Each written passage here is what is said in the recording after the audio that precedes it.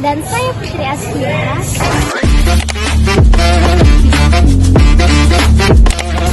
Dan saya Muhammad Ryan Faisal. Di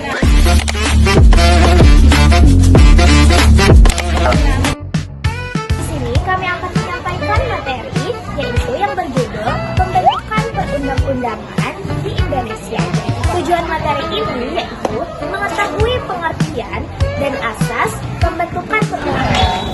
Yang pertama, kami akan menyampaikan pengertian dan asas-asas pembentukan perundang-undangan. Pengertian pembentukan perundang-undangan adalah pembuatan peraturan perundang-undangan yang mencakup perencanaan, pembuatan, pembahasan, pengesahan atau penetapan, dan pengundangan. Dalam proses pembentukan perundang-undangan, terdapat dua aspek yang perlu diperhatikan. Yang pertama, aspek material atau substansial, yaitu isi dari suatu perundang-undangan. Yang kedua, aspek formal atau prosedural, yaitu proses kegiatan pembentukan perundang-undangan dalam suatu negara. Dalam membentuk peraturan perundang-undangan dilakukan berdasarkan asas yang baik. Menurut I.C. van der Vlies, dalam bukunya yang berjudul Handbook Wetgeving terdiri atas asas formal dan material.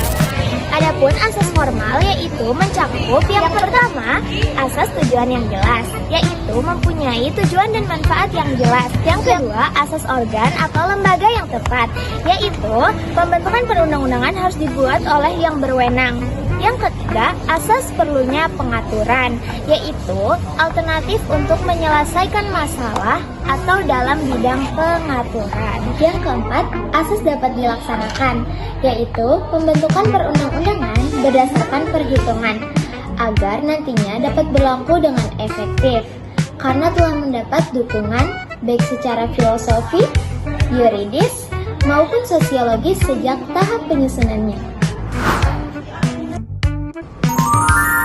Asas-asas pembentukan peraturan perundang-undangan juga tercantum dalam Undang-Undang Republik Indonesia Nomor 12 Tahun 2011, juga sebagaimana telah diubah dengan Undang-Undang Nomor 13 Tahun 2022.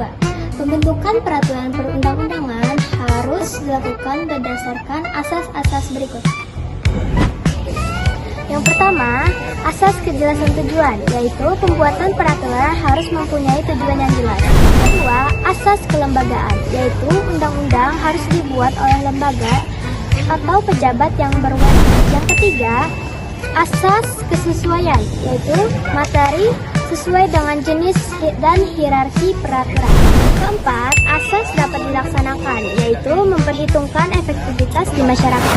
Yang kelima, asas kedayagunaan dan kehasilgunaan, yaitu dibuat karena dibutuhkan oleh masyarakat dan bermanfaat bagi masyarakat. Yang keenam, asas kejelasan rumusan, yaitu rumusan yang jelas dan mudah dipahami. Yang ketujuh, asas keterbukaan, yaitu proses transparan dan terbuka bagi masyarakat.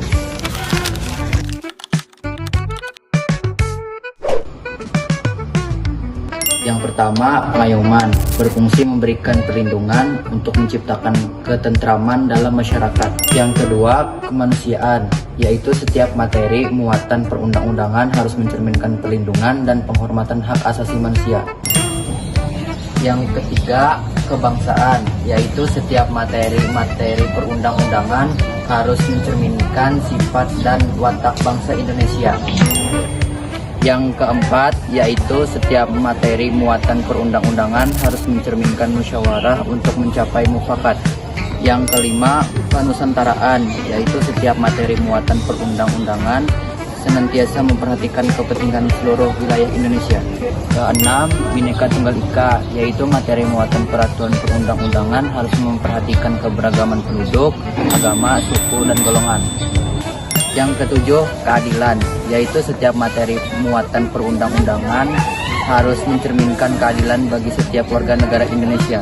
Yang kedelapan, kesamaan kedudukan dalam hukum dan pemerintahan, yaitu setiap materi muatan peraturan perundang-undangan tidak boleh membuat hal yang bersifat antara lain agama, ras, suku, golongan, gender, dan status sosial. Yang kesembilan, ketertiban dan kepastian hukum, yaitu setiap materi muatan peraturan perundang-undangan harus dapat mewujudkan ketertiban dalam masyarakat melalui jaminan kepastian hukum.